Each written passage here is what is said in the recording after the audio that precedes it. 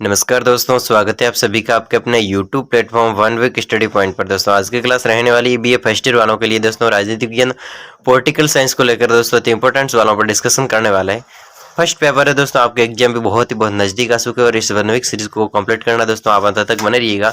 मैं आपके सामने पूरी वन वीक सीरीज डिस्कशन करने वाला हूँ बड़ी क्लासों के साथ में। दोस्तों आप अंत तक बने रहिएगा और अपने दोस्तों के साथ में शेयर कीजिए। दोस्तों अगर आप चैनल पर पहली बार है और वीडियो को वॉच कर रहे हैं तो चैनल को सब्सक्राइब जरूर कर लीजिएगा और अपने दोस्तों के साथ में शेयर कर लीजिएगा। दोस्तों चलिएगा, अति इंपॉर्टेंट सवाल एग्जाम की दृष्टि से 21 सवाल दोस्तों 20 सवालों तक हमने डिस्कशन कर लिया है। दोस्तों ये क्लास है 21वें सवाल से रहेगी। चलिए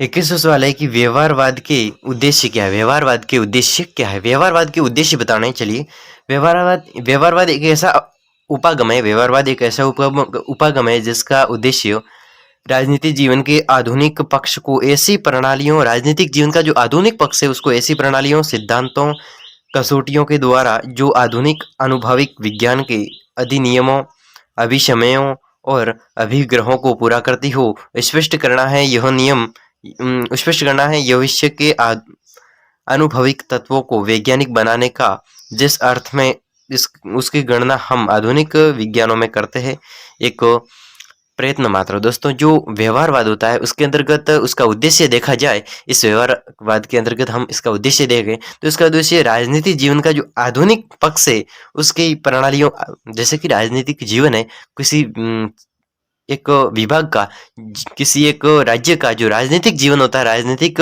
जो व्यवस्था होती है उस राजनीतिक व्यवस्था की जो प्रणालियां होती है, नीतियों, कार्यों और उसकी प्रणालियां होती है, उस सिद्धांतों और कसौटियां होती है, नियम होते हैं, कसौटियां होती है, उसके द्वारा जो आधुनिक अनुभाविक विज्ञान के अधिनियमों, अभिशमयों और अभिग्रहों को पूरा करती हो स्पष्ट करना है यह विषय के अनुभाविक तत्वों को वैज्ञानिक बनाने का जिस अर्थ में उसकी गणना हम अनुभाविक विज्ञानों में करते हैं यह एक प्रयत्न मात्र। दोस्तों यही क्या है, व्यवहारवाद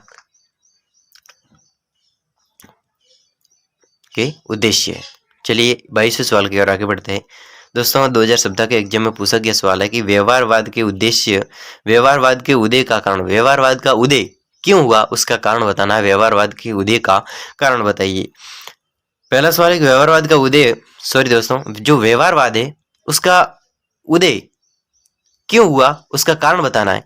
तो व्यवहारवाद का उदय परंपरागत यानी पहले से चली आ रही जो राजनीतिक विज्ञान की उपलब्धियों के प्रति असंतोष के कारण हुआ। दोस्तों जो व्यवहारवाद का उदय परंपरागत राजनीति विज्ञान की जो उपलब्धियां है, परंपरागत राजनीतिक विज्ञान की उपलब्धियां है, उसके जो कार्य है उस उपलब्धियों के प्रति असंतोषजनक जो स्थिति बनी उसके कारण ही इसका उद्भव हुआ। सर्वेक्षण पद्धतियों, सांख्यिकी विश्लेषणों, गणितीय प्रारूपों, निर्देशन, सर्वेक्षण आदि नवीन पद्धतियों के बढ़ते प्रयोग ने व्यवहारवाद के उद्देश्य को योगदान दिया। दोस्तों अलग अलग प्रकार की जो सर्वेक्षण पद्धतियां होती है, सांख्यिकी विश्लेषण होते हैं, गणितीय प्रारूप होते हैं, निर्देशन होते हैं, सर्वेक्षण होते हैं आदि जो नवीन पद्धतियां हैं, अलग अलग प्रकार की सर्वेक्षण करने की, विश्लेषण करने की, गणितीय प्रारूपों की गणना करने की, यानी कि अलग अलग जो पद्धतियां होती है, विधियां होती है, उसके बढ़ते प्रयोग, उसके प्रयोग बढ़ते गए और व्यवहारवाद का उदय हो गया और इसी में व्यवहारवाद का अधिक से अधिक योगदान रहा है। दोस्तों चलिए अगले सवाल की ओर बढ़ते हैं। 23वां सवाल है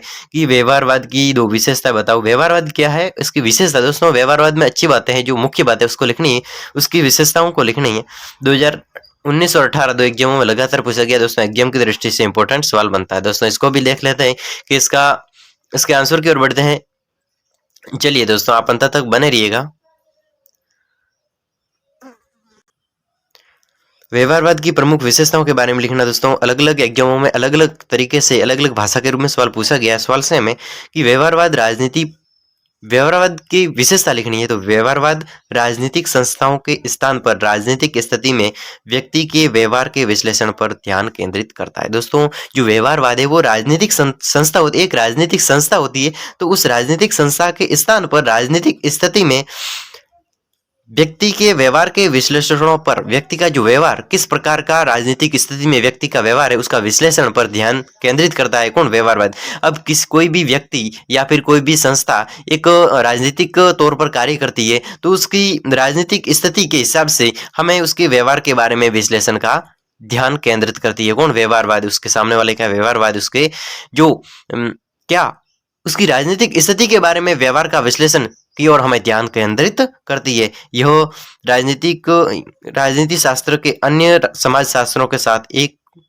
एकता स्थापित करता है। दोस्तों जो व्यवहारवाद होता है वो राजनीति शास्त्र होते हैं, यानी कि राजनीति को करने वाले राजनीति शास्त्र होते हैं, उसकी अन्य समाज शास्त्रों, राजनीति शास्त्रों की अन्य जो समाज शास्त्रों के साथ में एकता स्थापित करते हैं। चलिए दोस्तों 24वें सवाल की ओर आगे बढ़ते हैं। 24वां सवाल है कि डेविड ईस्टन के अनुसार व्यवहारवाद के प्रमुख लक्षण। डेविड ईस्टन के अनुसार, विद्वान है, इसके अनुसार समाजवाद की लक्षण कौन कौन से मुख्य वो लिखने हैं। डेविड ईस्टन के अनुसार 8 लक्षण है। कितने? 8 लक्षण है। नियमितता। दोस्तों जो व्यवहारवाद होता है, एक राजनीतिक व्यवहारवाद होता है, तो उसमें क्या होती है? एक नियमितता होती है। एक नियम के अनुसार डेली नियम का तौर तरीका उसका पालन, ये नियमितता होती है। और सत्यापन होता है और तकनीकें होती है। परिमाणीकरण होता है।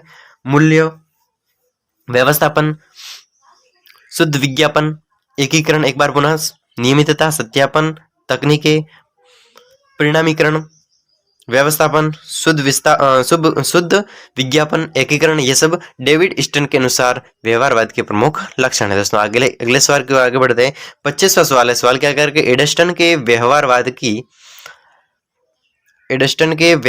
की आलोचना बताई थी। एडस्टन के जो व्यवहारवाद की आलोचना किसके द्वारा बताई गई थी उसके बारे में लिखना। 2016 के एग्जाम में पूछा गया कि व्यवहारवाद की कोई 2 कमियां लिखी है। दोस्तों जो एडस्टन ने व्यवहारवाद की जो आलोचना की है या फिर कमियां बताई है, किसके द्वारा? एडस्टन के द्वारा व्यवहारवाद की कमियां बताई गई है, उस कमियों को लिखना। एक देखो, व्यवहारवाद की कोई 2 कमियां बताई है।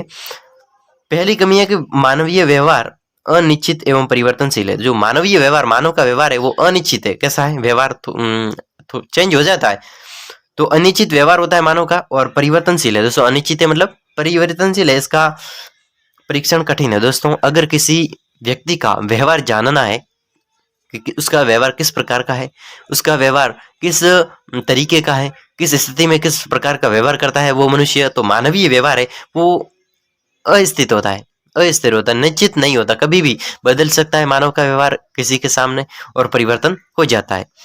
इसको जानना बहुत ही मुश्किल कठिन काम है। ठीक है, यह कारण है कि राजनीतिक सिद्धांत को प्राकृतिक विज्ञानों की श्रेणी में रखा नहीं जा सकता। दोस्तों इसी कारण इस मानव के बदलते व्यवहार को देखते हुए राजनीतिक जो सिद्धांत है उसको प्राकृतिक विज्ञानों के श्रेणी में नहीं रखा जा सकता।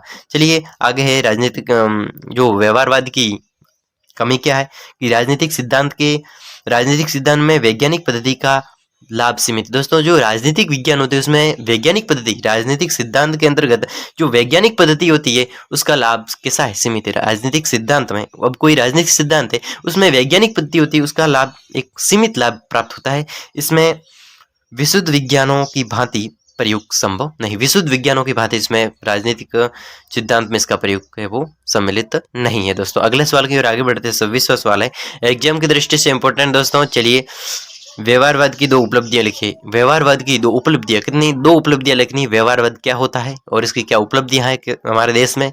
चलिए राजनीतिक सिद्धांत में व्यवहारवाद के योगदान के कोई 2 बिंदु लिखने हैं। पहला बिंदु है, व्यवहारवाद ने राजनीतिक सिद्धांत को आधुनिक पद्धतियां एवं प्रविधियां प्रदान की। क्या किया है? जो व्यवहारवाद है उस व्यवहारवाद ने राजनीतिक सिद्धांत को एक आधुनिक पद्धति और प्रविधि प्रदान की है। राजनीतिक सिद्धांत को समग्रता प्रदान करने हेतु अंतः अनुशासन पद्धति प्रदान की गई। दोस्तों जो व्यवहारवाद है उसकी 2 उपलब्धियां, यानी अच्छी बात है उसने क्या हासिल कर दिया है, तो उस उपलब्धियों के बारे में लिखना है। तो व्यवहारवाद ने राजनीतिक सिद्धांत के अंतर्गत आधुनिक पद्धतियां, दोस्तों व्यवहारवाद ने आधुनिक सिद्धांत के अंदर अनुभाविक पद्धतियां, प्रविधियां प्रदान की है। अनुभाविक पद्धतियां और प्रविधियां प्रदान की है। राजनीतिक सिद्धांत को समग्रता प्रदान करने हेतु अनुशासनात्मक पद्धति प्रदान की है। किसने? व्यवहारवाद ने अनुशासनात्मक पद्धति राजनीतिक विज्ञान को सिद्ध करने के लिए प्रदान किए। चलिए दोस्तों 27वें सवाल की ओर आगे बढ़ते हैं कि उत्तर व्यवहारवाद से आप क्या समझ, उत्तर व्यवहारवाद क्या है और इससे आप क्या समझते हैं, उत्तर व्यवहारवाद से आप क्या समझते हैं। 2017, 2019, 2002 दो एग्जामों में लगातार पूछा गया दोस्तों, 2019 और 2017 के एग्जाम में, कि उत्तर व्यवहारवाद, दोस्तों उत्तर व्यवहारवाद क्या है।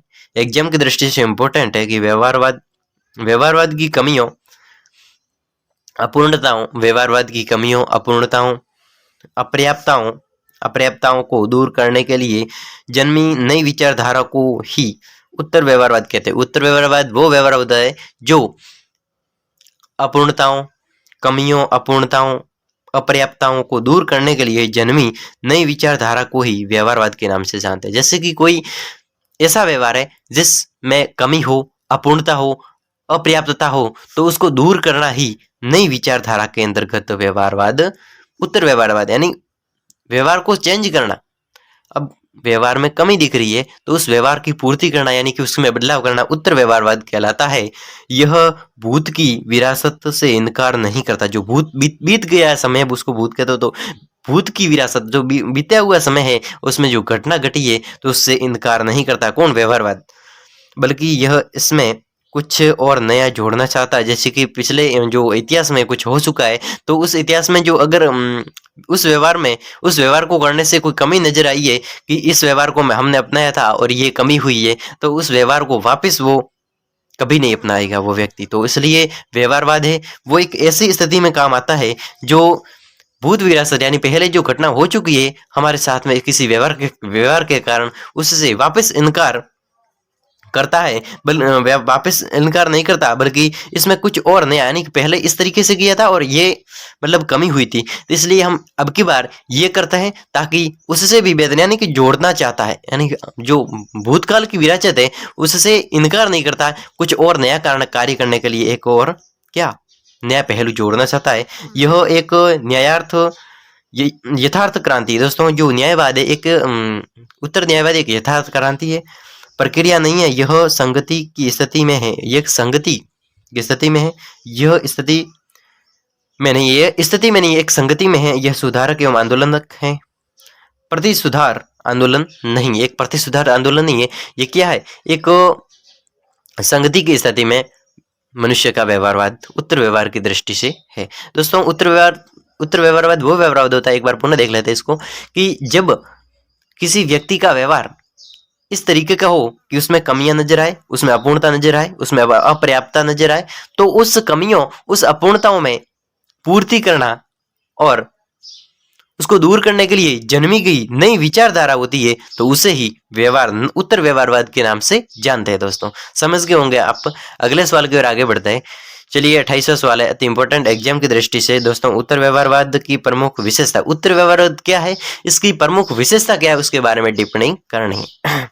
उत्तर व्यवहारवाद दोस्तों हमने पढ़ लिया कि व्यवहार में चेंज करना और नई विचारधारा को उत्पन्न करना, तो यही उत्तर व्यवहारवाद होता है। तो उत्तर व्यवहारवाद के प्रमुख विशेषता, अच्छी बातें क्या है, मुख्य पॉइंट क्या है, उसको लिखना है।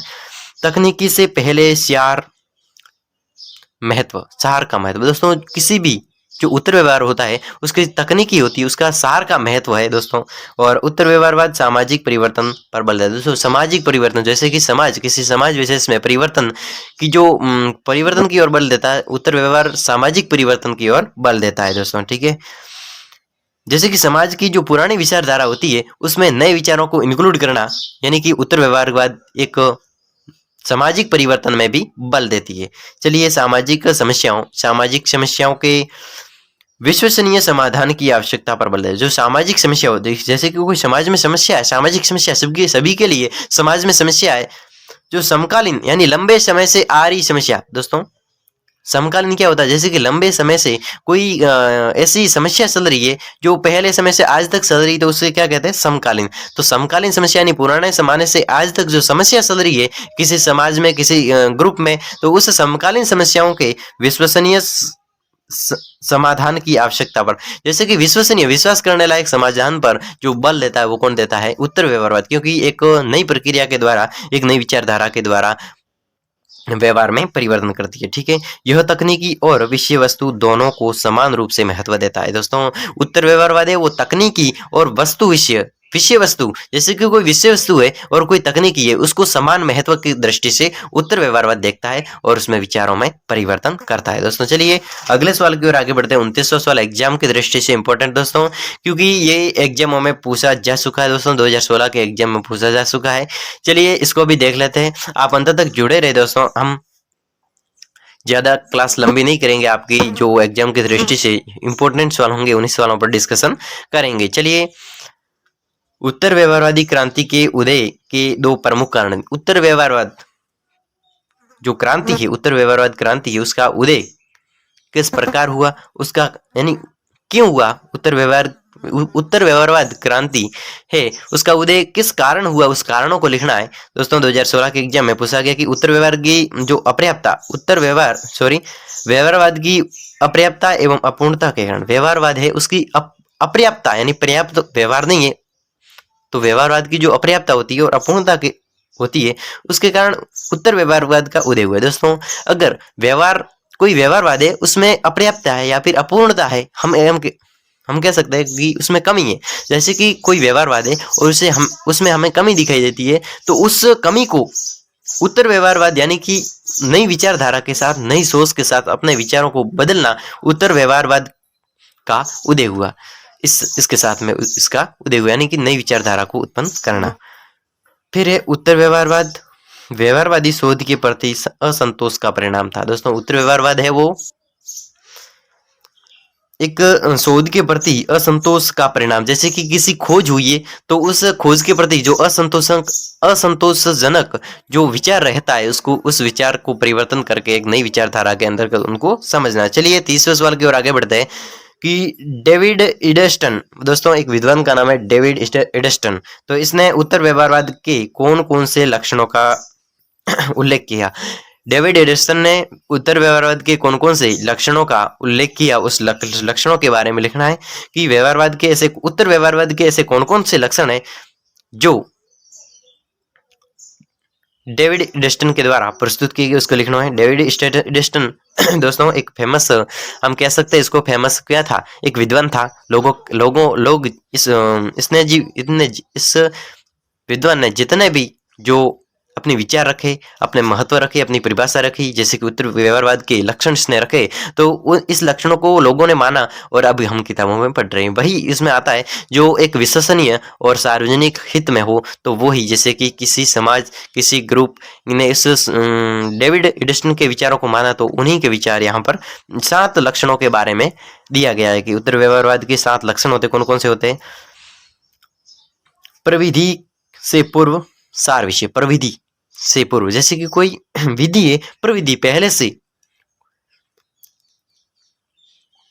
प्रविधि यानी पहले से रची गई कोई विधि होती, जैसे कि कोई कार्य है उसको पहले से किसी एक नक्शे के माध्यम से समझना और उसको एक जैसे कि किसी, हम कहते हैं सीट पर उसको दर्शाना, तो इस प्रविधि से पूर्व उसका सार निकला जाता है दोस्तों। किसी भी क्षेत्र पर अगर कोई भवन बनाना है तो उसको एक कागज पर, एक सीट पर लेकर एक प्रविधि बनाई जाती है, यानी पहले से एक विधि बनाई जाती है और उसका एक सार निकाला जाता है, तो यानी कि उस पर एक नई विचारधारा डाली जाती है, तो वही क्या है, प्रविधि से पूर्व सार का विषय। यह भी एक इसका उत्तर व्यवहारगत लक्षण है। चलिए सामाजिक परिवर्तन पर बल, दोस्तों जो सामाजिक, उत्तर व्यवहारवाद में जो सामाजिक परिवर्तन है, जैसे कि समाज में एक विचारधारा पहले से चली आ रही कोई विचारधारा होती है, उसमें अगर हमें कमी दिखाई देती है तो उसकी पूर्ति करने के लिए हम उस पर विचार करेंगे और नई जो विधियां है, विचारधारा है, उसके अनुरूप चलेंगे और पूरे समाज में परिवर्तन लाने की कोशिश करेंगे, उस पर बल दिया जाता है। चलिए आगे बढ़ते हैं। समस्याओं के विश्वसनीय निदान की आवश्यकता, दोस्तों अलग अलग जो समस्या आती है उसका विश्वसनीय, एक विशेष विश्वास करने लायक जो निदान, जो परिणाम निकलता है, उसकी आवश्यकता भी इस उत्तर व्यवहारवाद के कारण बढ़ी, क्योंकि एक नई विचारधारा के साथ में किसी जो अपूर्ण ज्ञान होता है उसमें पूर्ति की जाती है, यानी कि एक परफेक्ट रूप से एक विश्वसनीय निदान, यानी कि उस जैसे कि कोई समस्या है उसका विश्वसनीय निदान किया जाता है। चलिए चौथा सवाल है कि मूल्य सॉरी दोस्तों, चौथा पॉइंट है डेविड के अनुसार व्यवहारवाद के लक्षणों में, व्यवहारवाद के चौथा लक्षण है कि मूल्यों के महत्व की भूमिका। मूल्यों का महत्व, जैसे कि कोई मूल्य है उसको महत्व कौन प्रदान करता है, उत्तर व्यवहारवाद, क्योंकि सोचने और समझने की क्षमता इस उत्तर व्यवहारवाद के कारण बढ़ती है। चलिए 5वां पॉइंट है कि बुद्धिजीवियों की भूमिका, जैसे बुद्धिजीवियों की भूमिका, कर्मनिष्ठ विज्ञान, व्यवसाय का राजनीतिकरण। व्यवसाय, कोई व्यवसाय है उसका राजनीतिकरण करना है तो उस पर विचार किया जाता है। आधुनिक दृष्टि से नई नई विचारधारा के अनुसार एक विचार किया जाता है, तो ये भी इसका लक्षण है व्यवहारवाद का। चलिए दोस्तों एक और सवाल डिस्कशन कर लेते हैं दोस्तों, एग्जाम की दृष्टि से इंपॉर्टेंट है, इसलिए बाकी क्लास ज़्यादा लंबी हो जाएगी, इसलिए हम यहीं पर रुकेंगे और एक सवाल को देख लेते हैं कि उत्तर व्यवहारवाद की कोई दो कमियां है। उत्तर व्यवहारवाद की कोई दो कमियां बताइए 2015 के एग्जाम में। जैसे कि उत्तर व्यवहारवाद की हमने खूबियां पढ़ ली, उत्तर व्यवहारवाद क्या है उसको पढ़ लिया, अब उत्तर व्यवहारवाद के लक्षण पढ़ लिए, तो अब कमियां भी है। उत्तर व्यवहारवाद ऐसा तो नहीं है कि एकदम परफेक्ट है, तो उत्तर व्यवहारवाद की कमियां लिखनी है, इसमें कौन कौन सी कमियां दिखती है। चलिए दो कमियां है उत्तर व्यवहारवाद की। पहली कमी, उत्तर व्यवहारवाद में मूल्य एवं तथ्य दोनों को महत्व देने के कारण अंतर विरोध पर्याप्त। दोस्तों अंतर विरोध यानी अंदर का जो विरोध है, एक आंतरिक विरोध की भावना उत्पन्न होती है, तो वो भावना इस मूल्य और तथ्य, इस दोनों को, इस उत्तर व्यवहारवाद के अंदर मूल्य और तथ्य, कोई मूल्य है तो उस पर, और कोई तथ्य है, कोई शब्द है, कोई विषय है तो उस पर, इन दोनों पर बल दिया जाता है, इन दोनों पर ध्यान दिया जाता है, महत्व दिया जाता है, इसलिए इसमें क्या है, अंतर विरोध की भावना होती है। ये भी इसकी क्या है, कमी, एक अंतर विरोध की भावना इसकी कमी है। अगला है दूसरी कमी, उत्तर व्यवहारवाद अवैज्ञानिक दृष्टिकोण है। दोस्तों उत्तर व्यवहारवाद है वो अवैज्ञानिक, वैज्ञानिक दृष्टि से नहीं है, एक अवैज्ञानिक दृष्टिकोण है, क्योंकि उसका अध्ययन पूर्वाग्रह से पीड़ित होता है। दोस्तों पूर्वाग्रह से, जैसे कि पहले से जो ग्रह पीड़ित है तो उसका अध्ययन इस पर होता है, क्योंकि वो अवैज्ञानिक दृष्टिकोण से देखता है उत्तर व्यवहारवाद, इसलिए इसका अध्ययन है वो पूर्वाग्रह से पीड़ित में होता है। चलिए दोस्तों अगली क्लास में मिलते हैं, क्योंकि क्लास बड़ी लंबी हो जाएगी और आपको इतनी लंबी क्लास से लेना वैसे ही बोरिंग जैसा लगेगा, इसलिए मैंने एक क्लास और इससे पहले एक वीडियो अपलोड कर चुके जिसमें 20 सवालों पर जो एग्जाम की दृष्टि से इंपॉर्टेंट थे उस पर डिस्कशन कर लिया, और 10 सवाल, ये 10-11 सवाल इस पर भी डिस्कशन कर लिया। दोस्तों आप इन 30 सवालों को पढ़िएगा, मैं तब तक के लिए और 2 क्लासें आपके लिए तैयार कर रहा हूं और लाइव आप सभी के सामने पेश होऊंगा। दोस्तों आप नोटिफिकेशन ऑन कीजिए, और मैं जैसे ही वीडियो अपलोड करता हूँ तो आपके पास सबसे पहले नोटिफिकेशन आए दोस्तों, और आप सबसे पहले क्लास को अटेंड करें। दोस्तों वीडियो को लाइक जरूर कीजिए, क्योंकि मुझे भी ऐसा लगता है कि बच्चों को पसंद है हमारा जो पढ़ने का तरीका और समझने का तरीका और अंत तक बने रहने का तरीका दोस्तों, तो हमें भी पता चले ताकि आपके एग्जाम की दृष्टि से आप कितने सीरियस है, तो उस हिसाब से हम भी चले दोस्तों। चलिए दोस्तों अगली क्लास में मिलते हैं, तब तक के लिए आपके अगली जो राजनीतिक विज्ञान की क्लास है उसका आयोजन किया जाएगा। धन्यवाद।